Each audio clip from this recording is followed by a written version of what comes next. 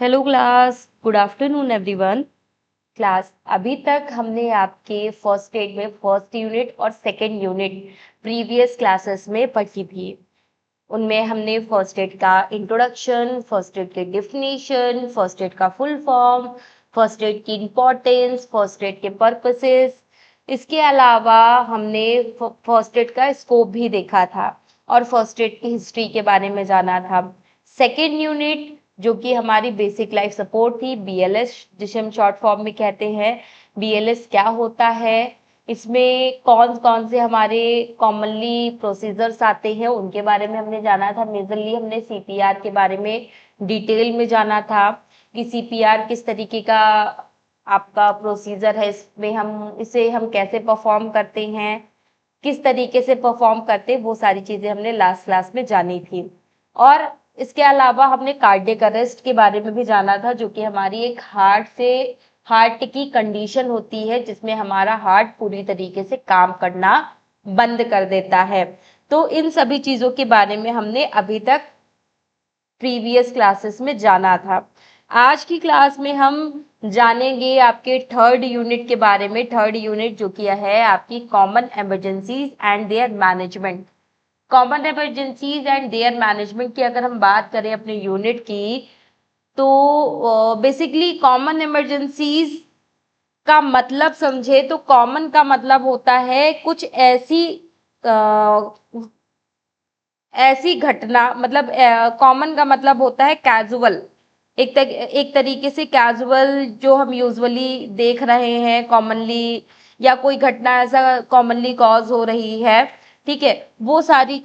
आपका कॉमन कहलाता है। इमरजेंसी का मतलब कोई अचानक से कोई घटना घटित हो रही है, कोई ऐसी सिचुएशन क्रिएट हो रही है जिसमें हमें प्रॉपर मेडिकल अटेंशन की रिक्वायरमेंट होती है एट द टाइम। अगर वो मेडिकल रिक्वायरमेंट हमें उस टाइम पे नहीं मिली तो उसकी वजह से कई सारे कॉम्प्लिकेशंस कॉज हो सकते हैं और ये कॉम्प्लिकेशंस पेशेंट की डेथ भी कॉज करवा सकते हैं। तो वो सारी चीजें आपको दिखाई दे सकती हैं। तो बेसिकली अगर हम समझे तो कॉमन इमरजेंसीज ऐसी इमरजेंसीज होती हैं जो आपकी कभी भी अचानक कहीं पर भी कुछ ऐसी कंडीशंस कॉज होती हैं, कुछ ऐसी सिचुएशंस कॉज होती हैं जिसमें हमें पेशेंट को एक इमरजेंसी ट्रीटमेंट देना बहुत ही ज़्यादा इम्पॉर्टेंट हो जाता है, जिसमें हमें पेशेंट को एक प्रॉपर लाइफ देनी होती है, प्रॉपर उसको उसकी लाइफ को सेव करने के लिए, उसकी हेल्थ को मेंटेन करने के लिए हमें कुछ मेडिकल प्रोसीजर्स, मेडिकल स्टेप्स उठाने होते हैं, कुछ ऐसे स्टेप्स उठाने होते हैं जिससे पेशेंट की लाइफ सेव की जा सके। तो वो सारी चीजें आपकी इस यूनिट में हम पढ़ेंगे, जिसमें हम कुछ कॉमन इमरजेंसीज के बारे में जानेंगे, जैसे कि कुछ कार्डियोवास्कुलर इमरजेंसीज के बारे में जानेंगे, कुछ रेस्पिरेटरी इमरजेंसीज के बारे में जानेंगे, कुछ नर्वस सिस्टम इमरजेंसीज के बारे में जानेंगे, कुछ लिवर इमरजेंसीज के बारे में जानेंगे और कुछ किडनी इमरजेंसीज के बारे में जानेंगे कि अगर आपकी कोई कार्डियोवास्कुलर इमरजेंसी कंडीशन कॉज हो रही है तो आप वहां पे एज अ फर्स्ट एडर आप क्या कर सकते हो उस सिचुएशन को हैंडल करने के लिए। फॉर एग्जाम्पल, आपके सामने कोई अचानक से बेहोश होकर के गिर गया है और वो सांस भी नहीं ले रहा है, उसकी सांसें भी रुक गई हैं और उसका जो ब्लड सर्कुलेशन है वो भी रुक गया है। तो वहां पे उस सिचुएशन को हैंडल करने के लिए आप क्या करोगे जिससे कि पेशेंट की लाइफ सेव की जा सके। तो वो सारी चीजें आज की क्लास में इस यूनिट में आप धीरे धीरे करके जानेंगे। हर एक सिचुएशन के बारे में, कार्डियोवास्कुलर कंडीशंस में भी, इमरजेंसीज में भी आप कई सारी कंडीशंस के बारे में जानेंगे। लाइक आपका हार्ट अटैक है, कार्डियक अरेस्ट है, हीट स्ट्रोक, आपका हार्ट स्ट्रोक है, ठीक है, या फिर आपके इमरजेंसी रेस्पिरेटरी इमरजेंसीज है, इसमें एक्सवाइजिया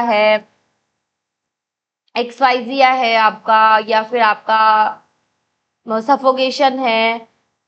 इसके अलावा आपकी बहुत सारी ऐसी इमरजेंसीज कंडीशन है जिनके बारे में आज की क्लास में हम जानेंगे। तो चलिए बात करते हैं आपके कॉमन इमरजेंसीज की। तो कॉमन इमरजेंसीज क्या है बेसिकली? तो common emergencies is a sudden and unexpected situation.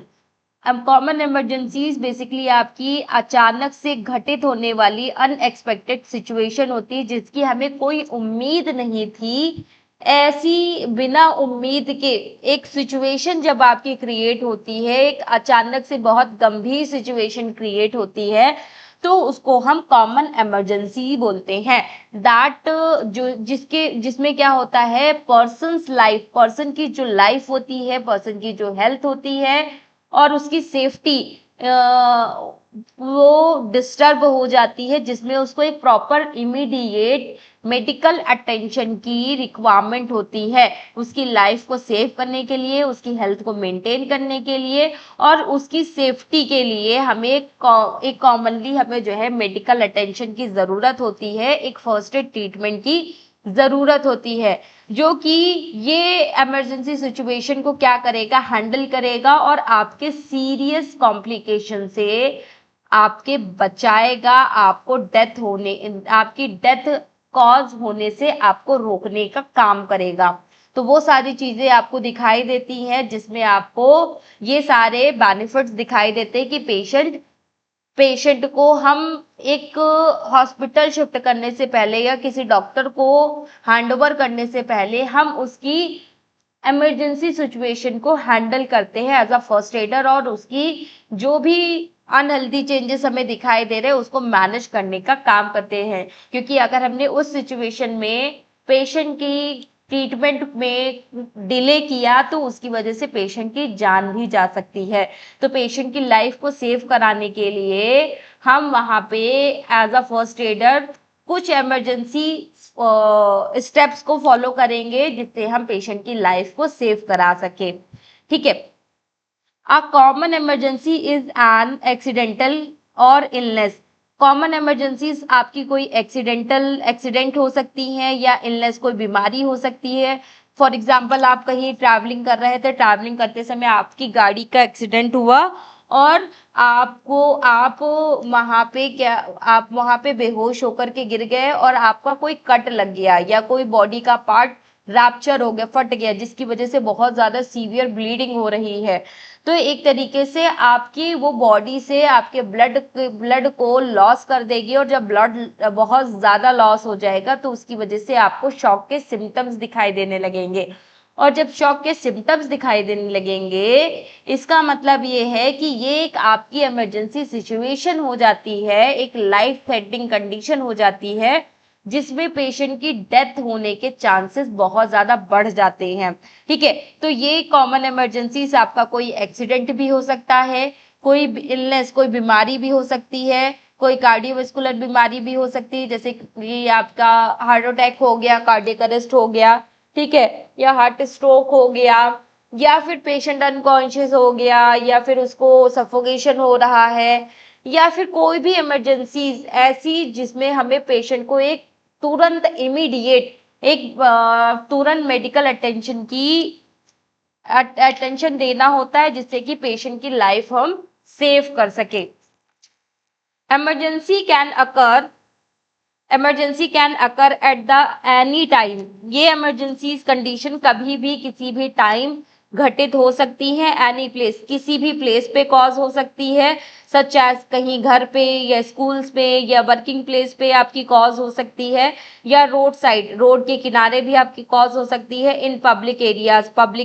में भी आपकी कॉज हो सकती है। दे में रिजल्ट, जो कि आपको क्या दिखाती है, आपकी कुछ नेगेटिव रिजल्ट्स को शो करती है जिसमें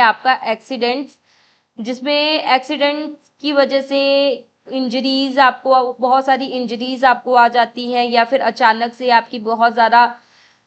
कंडीशन क्रिटिकल होने लगती है और बहुत ज़्यादा बीमार होने लगते हो। नेचुरल डिजीजेस आपकी कुछ नेचुरल डिजीजेस भी आपकी कॉज हो सकती हैं। कुछ इन्वायरमेंटल हजार्ड्स भी हो सकते हैं, जैसे कि आप एक ऐसे एरिया में चले गए जहाँ पे बहुत ज़्यादा बर्निंग है, बहुत ज़्यादा हीट स्ट्रोक है, तो बहुत ज़्यादा हीट है, सन लाइट पे आप डायरेक्टली काम कर रहे हो, वो भी बहुत ज़्यादा हॉट हॉट लाइट है तो उसमें अगर आप काम कर रहे हो तो उसकी वजह से आपको हीट स्ट्रोक हो सकता है, या फिर आप ऐसे एरिया में चले गए जहाँ पे बहुत ज़्यादा ठंड है, बहुत ज़्यादा बर्फ है, ठीक है, उसके लिए आपके पास कोई भी गर्म कपड़े नहीं है या फिर आग नहीं है, हीट हीट के लिए कोई भी आपके पास कुछ भी नहीं है, तो वहां पर भी पेशेंट क्या हो सकता है, अचानक से बेहोश होके गिर सकता है, उसका ऑक्सीजन लेवल कम हो सकता है, तो वो सारी चीजें भी आपको दिखाई दे सकती हैं। ठीक है, कोई इंजरीज हो सकती है, कोई इंजरी हो गई तो उसकी वजह से पेशेंट बेहोश हो गया या फिर ऐसे कंडीशन में आ गया जिसमें पेशेंट की डेथ हो सकती है, या सडन इलनेस, कोई बीमारी, कोई अचानक से कोई बीमारी कॉज हो गई, ठीक है, या फिर इन्वायरमेंटल हजार्ड्स, कुछ इन्वायरमेंटल हजार्ड्स पेशेंट को हार्म पहुंचा रहे जिसकी वजह से पेशेंट की सिचुएशन क्रिटिकल होती जा रही है। तो ये सारी चीजें आपकी कुछ कॉमन इमरजेंसी की कंडीशन में आती है। ड्यूरिंग एन इमरजेंसी, इमरजेंसी के दौरान इमीडिएट हमें क्या करना है, इमीडिएट पेशेंट को क्या करना है, एक प्रॉपर फर्स्ट एड ट्रीटमेंट देना है और उसके इन्वायरमेंटल हजार्ड से पेशेंट को दूर करना है। ड्यूरिंग एन इमरजेंसी इमरजेंसी के दौरान immediate recognization and promotes first aid and essential prevention life. During emergency, in emergencies के दौरान हमें क्या करना है, इमीडिएट तुरंत का तुरंत हमें पेशेंट को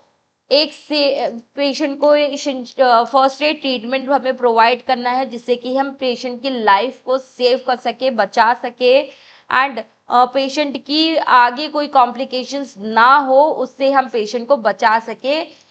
और पेशेंट की रिकवरी करवा सके। तो इस चीज का हमें ध्यान देना है, ठीक है, जिससे कि हम पेशेंट की लाइफ को सेव कर सके। ये सारी चीजें आपको ध्यान रखनी है और पेशेंट की रिकवरी जिससे कि आपकी हो सके। तो ये तो हो गया छोटा सा इंट्रोडक्शन कॉमन इमरजेंसीज का। अब बात करते हैं इन कॉमन इमरजेंसीज के टाइप्स की, कि ये कॉमन इमरजेंसी आपकी कितने टाइप्स की होती है, कौन कौन सी होती हैं, कौन कौन सी सिचुएशंस आती हैं, उनमें कौन कौन सी कंडीशंस हैं जिनके बारे में हमें पता होना चाहिए, जिनके बारे में हमें जानना चाहिए। तो उन सभी कंडीशंस के बारे में हम यहाँ पे थोड़ा सा बात करेंगे, डिस्कशन करेंगे। सबसे पहले type of common emergencies. Common emergencies आपकी बहुत सारे टाइप्स की हो सकती हैं, कोई पर्टिकुलरली हम एक इमरजेंसी नहीं बता सकते, कई सारी कॉमन इमरजेंसीज हो सकती हैं, बट कुछ स्पेसिफिक बॉडी सिस्टम के अकॉर्डिंग यहाँ पे बताई गई हैं, आपके सिलेबस में जो दी हुई है वो यहाँ पर भी आपकी बताई गई हैं। जैसे सर्कुलेटरी इमरजेंसीज में जब आपका ब्लड सर्कुलेशन में कुछ ना कुछ डिफॉल्ट आता है, कुछ ना कुछ वेरिएशंस आते हैं, कुछ ना कुछ चेंजेस आते हैं, तो उसको हम क्या बोलते हैं, सर्कुलेटरी इमरजेंसी बोलते हैं। इस सर्कुलेटरी इमरजेंसी में क्या होता है कि कई सारे आपके ऐसी सिचुएशंस क्रिएट होती हैं जो कि आपके ब्लड सर्कुलेशन को डिस्टर्ब करती है और ब्लड के फ्लो को कहीं ना कहीं रोकने का काम करती है, ठीक है, रोक देती है या फिर उसको डिस्टर्ब कर देती है, वो सारी चीजें आपको दिखाई देती हैं। शॉक शॉक की अगर हम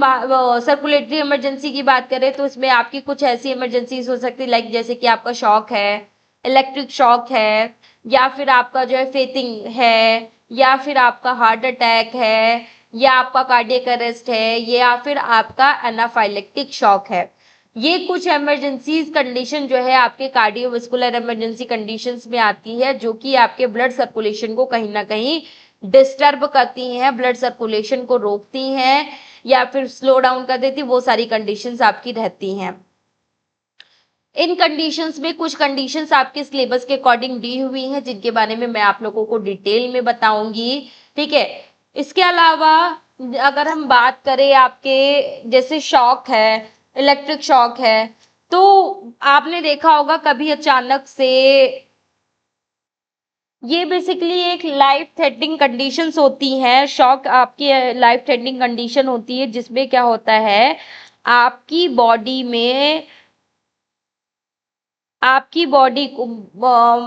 एक तरीके से बोल सकते हैं कि जिसमें आपका क्या होता है, जो आपके वाइटल ऑर्गन्स होते हैं, लाइक आपके वाइटल ऑर्गन्स, आपका ब्रेन, आपका हार्ट, आपकी किडनी, जो आपके वाइटल ऑर्गन्स होते हैं, इन्हें आपके ऑक्सीजन नहीं रिसीव हो पाते हैं, ऑक्सीजन की मात्रा इन्हें नहीं मिल पाती है, जिसके वजह से आपको क्या दिखाई देते हैं, आपका जो ऑर्गन सिस्टम जो होता है, आपके जो ऑर्गन्स के जो फंक्शंस होते हैं, फिजियोलॉजिकल फंक्शंस, वो स्टॉप हो जाते हैं, वर्किंग नहीं कर पाते हैं, जिसकी वजह से कई सारी इमरजेंसीज कंडीशन कॉज होती हैं। ठीक है, लाइक अगर आपका ब्रेन काम करना बंद कर दे तो आपकी पूरी बॉडी काम करना बंद कर देगी, कोई भी वर्किंग नहीं हो पाएगी। ठीक है, इसके अलावा अगर आपका हार्ट काम करना बंद कर दे तो आपका ब्लड सर्कुलेशन रुक जाता है और ब्लड का फ्लो नहीं हो पाता है, ब्लड सर्कुलेशन पूरी तरीके से रुक जाता है आपका,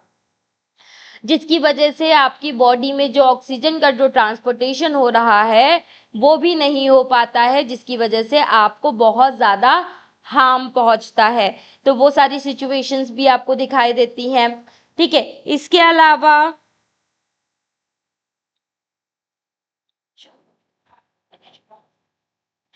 अलावा आपके जो भी अदर ऑर्गन्स होते हैं वो भी प्रॉपरली काम नहीं कर पाते, क्योंकि उन्हें ऑक्सीजन ही नहीं मिल पाता है। और ऑक्सीजन, विदाउट ऑक्सीजन हमारी जो सेल्स है, बॉडी की जो सेल्स है, वो वर्किंग नहीं कर पाती है, क्योंकि एक तरीके से क्या होता है कि जब हमारी सेल्स को ऑक्सीजन मिलता है तभी ये एटीपीज को फॉर्म करती हैं, और ये एटीपीज क्या करते हैं, आपके एनर्जी को जनरेट करते हैं। और एनर्जी जब हमारे ऑर्गन्स को मिलती है, हमारा ऑक्सीजन मिलता है, तभी हमारा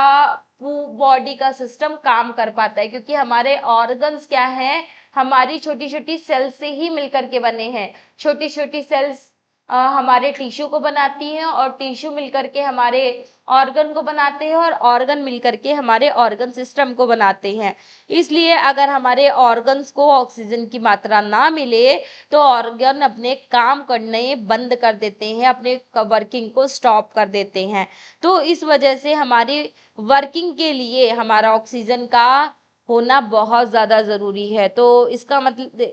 कहने का मतलब ये है कि शॉक की कंडीशन एक ऐसी कंडीशन होती है जिसमें क्या होता है, हमारी बॉडी को इनफ अमाउंट में आपका ऑक्सीजन नहीं मिल पाता है, आपका ब्लड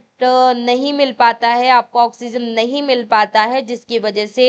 इनके जो फिजियोलॉजिकल फंक्शंस जो होते हैं वो डिस्टर्ब हो जाते हैं, और ऑर्गन फेल्योर जैसी। अगर हम शॉक की बात करें तो शॉक बेसिकली एक ऐसी कंडीशन होती है, एक लाइफ थ्रेटनिंग कंडीशन होती है, जो जिसमें क्या होता है, आपकी बॉडी को जितनी मात्रा में ब्लड का फ्लो चाहिए होता है, जितना ब्लड और ऑक्सीजन जितना रिक्वायर्ड होता है, उतना ब्लड और ऑक्सीजन रिसीव नहीं हो पाता है हमारे बॉडी के हर एक ऑर्गन को, स्पेशली हमारे बॉडी के जो वाइटल ऑर्गन्स होते हैं, जैसे कि आपका ब्रेन, आपका हार्ट, आपकी किडनी, जो आपके इंपॉर्टेंट वाइटल ऑर्गन्स होते हैं, इन्हें स्पेशली आपका ऑक्सीजन और ब्लड फ्लो नहीं मिल पाता है, जिसकी वजह से ये वर्किंग करना स्टॉप कर देते हैं। जब ये वर्किंग करना स्टॉप करते हैं, ये काम नहीं करते हैं, और इसको अगर हमने तुरंत ट्रीट नहीं किया तो उसकी वजह से क्या हो सकता है, हमारे ऑर्गन फेल्योर हो जाता है, पेशेंट अनकॉन्शियस हो जाता है, और कभी कभी पेशेंट की डेथ भी हो जाती है। तो वो सारी चीजें आपको दिखाई देती है। इसके अलावा सेकंड है आपका इलेक्ट्रिक शॉक। इलेक्ट्रिक शॉक की अगर हम बात करें तो इलेक्ट्रिक शॉक भी एक हमारी सीरियस मेडिकल इमरजेंसी कंडीशन होती है, जिसमें क्या होता है, इलेक्ट्रिक करंट हमारी बॉडी में पास होता है, जिसकी वजह से हमारी स्किन, हमारी मसल्स, हमारे नर्व्स, हमारा हार्ट, हमारे अदर इंटरनल ऑर्गन्स डैमेज हो जाते हैं और वर्किंग करना स्टॉप कर देते हैं, जिसमें ये प्रॉपर वर्किंग नहीं करते हैं। इलेक्ट्रिक शॉक जो है वो आपके एक तरीके से इलेक्ट्रिक शॉक डिपेंड करता है आपके वोल्टेज पे कि कितना वोल्टेज आपकी बॉडी में प्रोड्यूस हुआ है, कितना वोल्टेज करंट आपके बॉडी में प्रोड्यूस हुआ है और ये कितने पार्ट ऑफ बॉडी को ये डैमेज करेगा, वो सारी चीजें आपकी रहती है। तो बेसिकली ये भी एक इमरजेंसी सिचुएशन होता है जो कि आपके ब्लड सर्कुलेशन को रोक देता है, आपके ऑर्गन्स को फेल कर देता है, ऑर्गन्स वर्किंग करना बंद कर देते हैं, जिसकी वजह से आपका हार्ट सबसे पहले आपका हार्ट जो है वो अफेक्ट होता है और आपका हार्ट जो है बीटिंग करना स्टॉप कर देता है और आपका कोई भी काम नहीं करता है, कोई भी ब्लड का सर्कुलेशन नहीं करता है और आपका ऑक्सीजन को भी ट्रांसपोर्ट नहीं कर पाता, वो सारी चीजें आपको दिखाई देती है। तीसरा आपका फेथिंग है, बेहोश हो जाना बेसिकली, और चक्कर खा के बेहोश हो जाना, हार्ट अटैक, आपका मायोकार्डियल इन्फेक्शन होता है जिसमें आपका हार्ट जो है प्रॉपरली ब्लड को आपकी बॉडी में आपके ब्लड सर्कुलेशन प्रॉपरली नहीं कर पाता है ड्यू टू एनी ब्लॉकेज की वजह से या फिर अदर सम रीजंस की वजह से आपका ब्लड सर्कुलेशन इनफ अमाउंट में नहीं हो पाता है, जिसकी वजह से आपका हार्ट अटैक कॉज होता है। ठीक है, कार्डियक अरेस्ट जिसमें आपका हार्ट पूरी तरीके से वर्किंग करना बंद कर देता है। ठीक है, ये जिसमें आपका हार्ट बिल्कुल भी काम नहीं करता है, वो सारी चीजें आपकी रहती हैं। नेक्स्ट है आपका anaphylactic shock. Anaphylactic shock basic ये भी एक इमरजेंसी सिचुएशन कंडीशन होती है जिसमें कुछ इसको हम एक तरीके से severe life threatening allergic reaction भी बोलते हैं, जो अचानक से कॉज होती है, जिसमें क्या होता है आपका शॉक, अनकॉन्शियसनेस या फिर कार्डियक अरेस्ट या फिर डेथ होने के चांसेस बहुत ज़्यादा होते हैं। इसमें अचानक से आपका पल्स रेट डाउन हो जाता है, आपको एयरवे में स्वेलिंग दिखाई देने लगती है, ब्रीदिंग डिफिकल्टीज दिखाई देती हैं और जिसमें आपको एक इमीडिएट ट्रीटमेंट की नीड होती है। शॉक इज अनकॉन्शियसनेस, ये आपके लीड करता है पेशेंट में शॉक की कंडीशन को कॉज करता है या पेशेंट को बेहोश कर देता है या फिर पेशेंट में कार्डियक अरेस्ट होने के चांसेस को बढ़ा देता है या फिर पेशेंट की डेथ होने के चांसेस को बढ़ा देता है। वो सारी चीजें आपको दिखाई देती हैं जिसमें ये आपकी एक बहुत ही सीवियर इमरजेंसी कंडीशन होती है। ठीक है, तो वो सारी चीजें आपकी रहती हैं। इसके अलावा कई सारी न्यूरोलॉजिकल कंडीशंस के बारे में भी हम पढ़ेंगे इमरजेंसीज के बारे में, जैसे कि अनकॉन्शियसनेस, पेशेंट का बेहोश होना भी एक बहुत ही सीरियस कंडीशन कहलाती है। जब भी पेशेंट रिस्पॉन्स नहीं करता है, पेशेंट बेहोश हो जाता है, तो वहाँ वो भी एक कॉम्प्लिकेटेड सिचुएशन होती है क्योंकि वहाँ उसकी बॉडी में कई सारे रिएक्शंस चलती रहती हैं, कुछ अनहेल्दी सिचुएशंस क्रिएट होती रहती हैं जिसमें आपकी बॉडी प्रॉपरली या तो वर्क नहीं करती है, बहुत सारी इस तरीके की कंडीशंस कॉज होती हैं, तो वो सारी चीजें आपकी रहती हैं। कन्वर्जन्स की अगर हम बात करें तो कन्वर्जन्स आपके बेसिकली जो आपको सीजर्स फिट्स वगैरह दिखाई देते हैं, कोई एलर्जिक रिएक्शन लाइक आपका इलेक्ट्रोलाइट बैलेंसिंग हो गया या फिर आपकी कोई जब आपका कोई ड्रग रिएक्शन हो गया, कोई एलर्जीज हो गई, तो उसकी वजह से आपको 3 या 4 फिट्स आपको दिखाई देते हैं, आपको झटके आने लगते हैं, तो वो आपके सीजर्स कहलाते हैं। इसी नेक्स्ट एपिलेप्सी जिसको हम मिर्गी का दौरा बोलते हैं, जिसमें आपके कंटिन्यूअसली फिट्स आते रहते हैं, तो उसके बारे में भी हम जानेंगे। हिस्टीरिया जो कि एक आपकी कन्वर्जन डिसऑर्डर होता है जिसमें हमारे कुछ न्यूरोलॉजिकल डिसऑर्डर्स होते हैं, उसके बारे में हम पढ़ेंगे। स्ट्रोक जो कि आपका एक कार्डियोवैस्कुलर एक्सीडेंट्स होते हैं जिसके बारे में हम जानेंगे। ठीक है, इसके अलावा रेस्पिरेटरी इमरजेंसीज के बारे में जानेंगे। बहुत सारी रेस्पिरेटरी इमरजेंसीज भी होती है जैसे कि एक्साइजिया है, एयरवे ऑब्स्ट्रक्शन है, सफोकेशन है, चोकिंग है, ड्राउनिंग है, रेस्पिरेटरी अरेस्ट है। तो इस तरीके की कई सारे रेस्पिरेटरी इमरजेंसीज के बारे में भी हम जानेंगे जिसमें हमारा दम घुटने लगता है, ऑक्सीजन हमारी बॉडी को नहीं मिल पाता है या गले में हमारे एयरवे में कुछ फंस जाता है जिसकी वजह से हम एयर इनटेक नहीं कर पाते हैं, या फिर इन्वायरमेंट में हमें ऑक्सीजन ही नहीं मिलता है, जिसकी वजह से हमारा दम घुटने लगता है, ठीक है, तो जिसकी वजह से भी पेशेंट की डेथ हो सकती है, तो वो भी एक तरीके की सिचुएशन यहाँ पे आती है। इसके अलावा आपका नेक्स्ट कैटेगरी है आपका airway and breathing emergencies. Airway and breathing emergencies में आप हैंगिंग के बारे में, स्ट्रैंगुलेशन के बारे में, अस्थमा के बारे में और हाइपर वेंटिलेशंस के बारे में हम जानेंगे कि ये किस तरीके की सिचुएशंस होती हैं, इनको हम कैसे हैंडल करेंगे। इसके अलावा फिफ्थ इमरजेंसी है आपकी हेपेटाइटिक लीवर इमरजेंसी, जिसमें हम लीवर इमरजेंसीज के बारे में जानेंगे, हेपेटाइटिक कोमा क्या है, ठीक है। रीनल इमरजेंसीज मतलब किडनी इमरजेंसीज के बारे में जानेंगे कि एक्यूट रीनल फेल्योर या फिर क्रोनिक रीनल फेल्योर कंडीशन कौन कौन सी होती है और ये कैसे कॉज होती है, क्या इनका रीजन होता है, उनके बारे में हम जानेंगे, ठीक है। तो यही सारी क्या है हमारी कुछ कॉमन इमरजेंसीज है, जिनमें से कुछ आपके सिलेबस में दी हुई है, जिनके बारे में हम डिटेल में जानेंगे कि ये इमरजेंसीज कैसी इमरजेंसीज होती हैं, ये कब कॉज होती हैं, कैसे कॉज होती हैं, क्या सिम्टम्स दिखाई देते हैं और कैसे हम इसको मैनेज कर सकते हैं, कैसे हम उसमें फर्स्ट एड ट्रीटमेंट दे करके हम इन इमरजेंसीज को मेंटेन कर सकते हैं।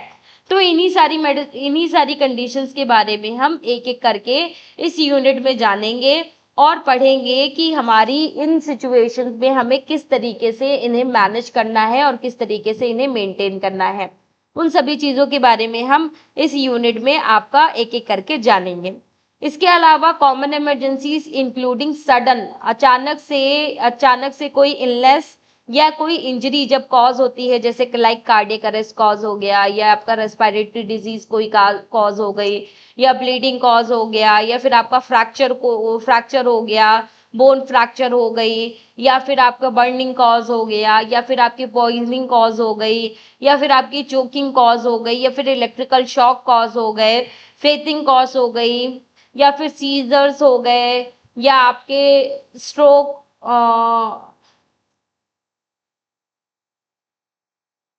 Shock and stroke heat stroke की कंडीशन हो गई। तो इन सारी सिचुएशन को हम किस तरीके से हैंडल करेंगे, किस तरीके से मेंटेन करेंगे, इसके बारे में हम एज अ फर्स्ट एडर इसकी प्रॉपर ट्रेनिंग लेंगे, जो कि हमें ये सिखाएगा कि हमें इन इमरजेंसी सिचुएशंस को कैसे हैंडल करना है, कैसे जल्द से जल्द हमें एक एज अ फर्स्ट एडर हमें पेशेंट को हैंडल करना है, किस तरीके से हमें पेशेंट को हेल्प करनी है जिससे कि हम उसकी रिकवरी करवा सके और वो जिससे कि वो सरवाइव कर सके, ठीक है, अपनी लाइफ को आगे कंटिन्यू कर सके, उसे कोई कॉम्प्लिकेशंस ना हो, उसे किस तरीके से हम बचा सकते हैं, वो सारी सिचुएशंस, वो सारी कंडीशंस के बारे में हम इस यूनिट में डिटेल में जानेंगे, जो कि हम आपको नेक्स्ट क्लास में कंटिन्यू करेंगे। फिलहाल मैंने आज आप लोगों को कॉमन इमरजेंसीज का एक इंट्रोडक्शन दे दिया, इसके टाइप्स बता दिए कि क्या क्या टाइप्स होते हैं, क्या क्या कॉमन इमरजेंसीज होती हैं और कॉमन इमरजेंसीज को अब हम कैसे हैंडल करेंगे। तो हर एक एक कंडीशंस के अकॉर्डिंग हम एक एक करके बात करेंगे, ठीक है। तो फिलहाल आज की क्लास हम यहीं तक रखते हैं। हाँ, एक इम्पॉर्टेंट बात और, अगर आप सभी अपना कोई मेडिकल स्टोर चला रहे हैं या उसे किसी फार्मा क्लिनिक में चेंज करना चाहते हैं, तो उसके लिए आपका बेस्ट एक कोर्स है जिसका नाम है टेलीमेडिसिन कोर्स। टेलीमेडिसिन कोर्स करके आप अपने मेडिकल स्टोर को आप फार्मा क्लिनिक्स में कन्वर्ट कर सकते हो और लीगली कन्वर्ट कर सकते हो, जिसमें आपको health care ecosystem development in सभी चीज़ों के बारे में बताया जाएगा, जिसमें आपको हेल्प करी जाएगी, जिससे कि आप अपना खुद का फार्मा क्लिनिक चालू कर सके। अगर आप में से कोई भी इन टेलीमेडिसिन कोर्सेज को करना चाहता है तो दिए गए नंबरों पे आप कांटेक्ट करें और हम आपको इसकी सभी पूरी जानकारी देंगे और आप इस कोर्स को परचेज कर सकते हैं, जिसकी फीस टोटली 25,000 है, 25,000 रुपये टोटल फीस है इसकी। और इस कोर्स को करने के लिए आपकी सारी रिक्वायरमेंट्स, सारी इंफॉर्मेशंस, आप कैसे अपने फार्मा क्लिनिक को खोल सकते हो, कैसे अपने मेडिकल स्टोर को फार्मा क्लिनिक में चेंज कर सकते हो, इन सभी चीज़ों के बारे में आपको सारी नॉलेज दी जाएगी, सारी इंफॉर्मेशंस बताई जाएगी। तो अगर आप में से कोई भी इंटरेस्टेड है टेलीमेडिसिन कोर्सेज के लिए, तो आप दिए गए नंबरों पे कॉल या मैसेज कर सकते हैं, विजिट करिए और टेलीमेडिसिन कोर्स को अपना कंटिन्यू करें। Okay class, thank you everyone, and मिलते हैं आपके नेक्स्ट क्लास में आपके एक कॉमन इमरजेंसी सिचुएशन के साथ। तो तब तक के लिए बाय बाय, एंड आप लोग अपना ख्याल रखिए और कंटिन्यू अपनी क्लासेस रखिए।